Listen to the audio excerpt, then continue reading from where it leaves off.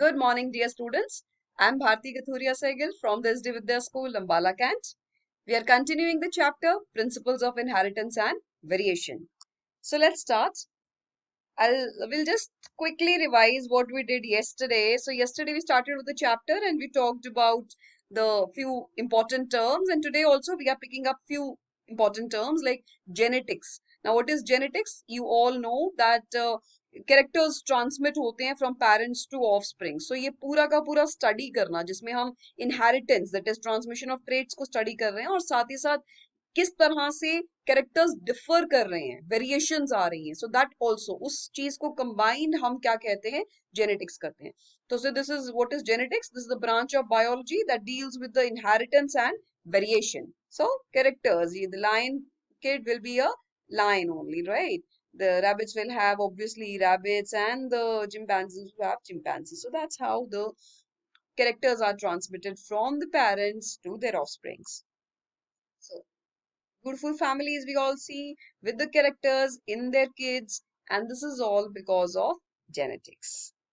Now, human knew before 8000 to 1000 BC. This is a line which I have taken from NCERT, and this हम कह सकते हैं कि human पहले से जानते थे क्योंकि वो पहले से हाइब्रिड वैरायटीज बनाना, वाइल्ड प्लांट्स को अपने हिसाब से आर्टिफिशियल हाइब्रिडाइजेशन से ग्रो करना, they were doing this from centuries ago, right? So बहुत सालों से ये काम चलता जा रहा है. तो artificial selection, domestication of wild cow, Sahiwal cows in Punjab is an example of this.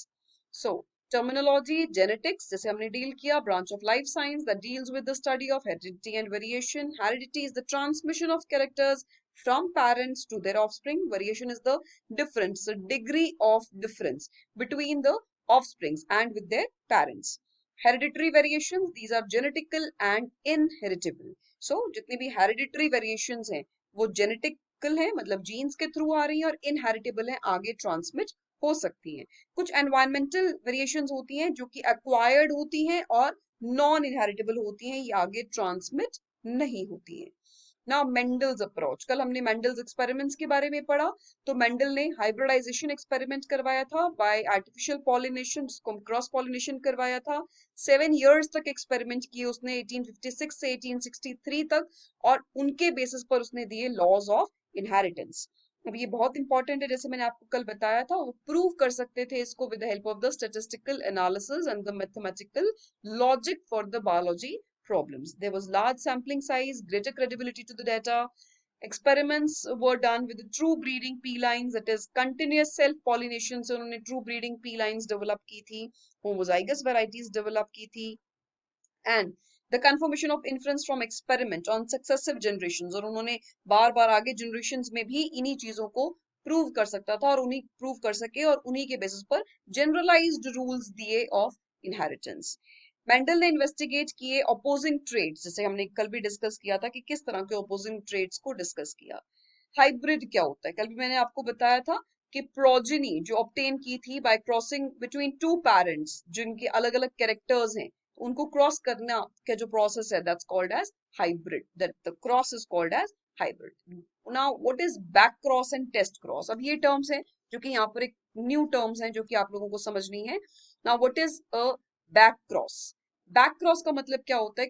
एक F1 हाइब्रिड को किसी भी पेरेंट के साथ क्रॉस कराना इज अ बैक क्रॉस, क्योंकि हम पीछे क्रॉस करा रहे हैं, पेरेंट के साथ क्रॉस करा रहे हैं. टेस्ट क्रॉस का मतलब क्या है?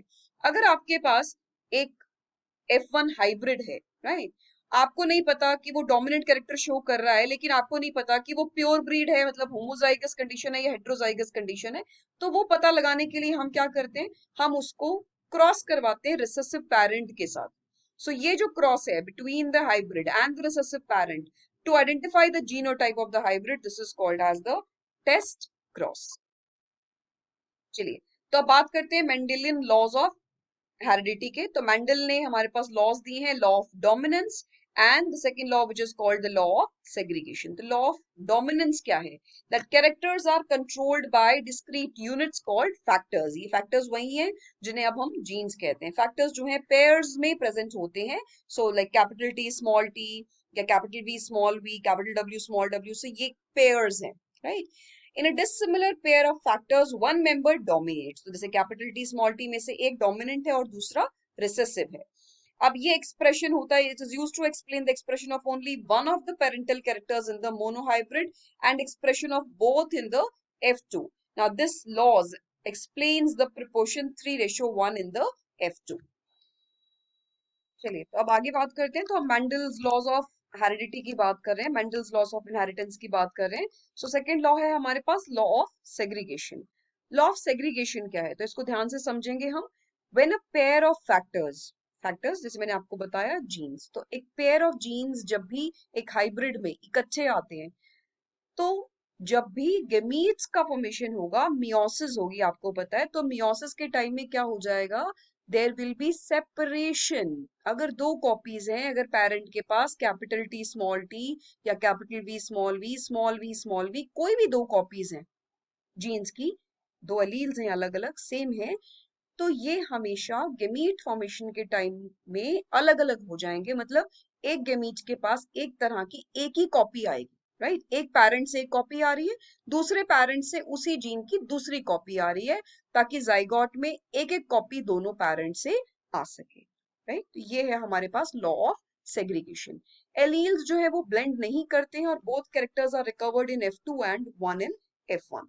Factors which is present in the parent segregate and gamete receive only one of the two factors. Homozygous which has one kind of gamete and heterozygous जिसमें दो तरह के gametes बनते हैं, जिनके अंदर एक एक दोनों के अंदर जाने के chances रहते हैं, equal chances हैं. Now we are going to start with the next topic, which is very important topic, which is incomplete dominance. अब इनकम्प्लीट डोमिनेंस का मतलब क्या हुआ, अभी तक हम पढ़ रहे थे कि कैरेक्टर्स में से एक कैरेक्टर है जो अपने आप को हमेशा एक्सप्रेस करेगा और दूसरा कैरेक्टर है जो अपने आप को एक्सप्रेस नहीं करेगा, राइट। बड़ा क्लियर कट हमने इनको आपस में अलग अलग कर दिया था। लेकिन कुछ चीजें ऐसी हैं, कुछ कैरेक्टर्स ऐसे हैं जिनमें ये क्लियर कट डिस्टिंग्विश आप नहीं कर सकते। सो वहां पर अगर डोमिनेंट कैरेक्टर प्रेजेंट है होमोजाइगस कंडीशन में, राइट, और अगर डोमिनेंट कैरेक्टर प्रेजेंट है हेट्रोजाइगस कंडीशन में, उस केस में भी दोनों के फिनोटाइप डिफर करते हैं। This is called incomplete dominance. So Correns ने डिस्कवर किया था इनकम्प्लीट डोमिनेंस मिराबिलिस जेलापा के अंदर। इसे पार्शियल डोमिनेंस भी कहते हैं, सेमी डोमिनेंस भी कहते हैं। सो ये वो इनहेरिटेंस है in which allele for a specific character is not completely dominant over the other allele, जैसे कि स्नैप ड्रैगन या फिर एंटीराइनम जिसे कहते हैं, जिसमें अगर हम क्रॉस कर रहे हैं ट्रू ब्रीड रेड फ्लावर का और व्हाइट फ्लावर का क्रॉस कर रहे हैं, सो F1 के अंदर हमारे पास पिंक फ्लावर्स मिल रहे हैं। हेट्रोजाइगस कंडीशन देखेंगे आप, RR कंडीशन क्या आ रही है, पिंक आ रही है, क्योंकि ना तो रेड कलर अपने आप को प्रॉपर्ली डोमिनेट कर पा रहा है, ना ही व्हाइट कलर प्रॉपर्ली रिसेसिव है। लेकिन फिर भी अपने आप को रेड कलर ने शो कर दिया, पिंक कलर आ गया, तो इसीलिए हम उसे क्या कह देंगे कि हम उसके लिए डोमिनेंट हम यहाँ पर यूज कर रहे हैं कैपिटल R, लेकिन ये इनकम्प्लीट डोमिनेंस का एग्जाम्पल है। और सेल्फ पॉलिनेशन में हमारे पास क्या आ जाएगा, 1:2:1 की जो रेशो आएगी दैट विल बी, अब यहाँ पर हमारे पास उसके अंदर एक red, 2 pink and there will be 1 white. Genotype जो रेशो है वो सेम रहेगा, लेकिन यहाँ पर फिनोटिपिक रेशो जो है वो चेंज हो जाएगी मेंडेलियन क्रॉस से। So that's an exception to Mendelian inheritance laws. So यहाँ आप देख सकते हैं, so this is the one with the red colour snapdragon. इधर देखेंगे तो आपके पास this is the dog flower plant भी कहते हैं, तो व्हाइट कलर। लेकिन अगर हाइब्रिड आप देख रहे हैं तो they will have the pink flowers rather than having either red or white, it can have pink. So this is a beautiful example of incomplete dominance. So look at this here. Genotypically बात करें तो gametes के अंदर एक copy आ रही है capital R, दूसरी copy आ रही है स्मॉल r, और यहाँ पर एंटीराइनम के अंदर जो हाइब्रिड बन रहा है कैपिटल R स्मॉल r, वो क्या शो कर रहा है, पिंक कलर शो कर रहा है। सो आपके पास जीनोटिपिक रेशियो तो वही है 1:2:1, लेकिन फिनोटिपिक रेशियो आपके पास यहाँ पर चेंज हो गई है। फिनोटिपिक रेशियो भी is equal to the genotypic ratio, तो आपके पास 1:2:1 आ रहा है, जिसमें 1 red 1 white and 2 will be pink. चलिए, so this is now red and white का अगर हम बात कर रहे हैं, so this is a wrong cross.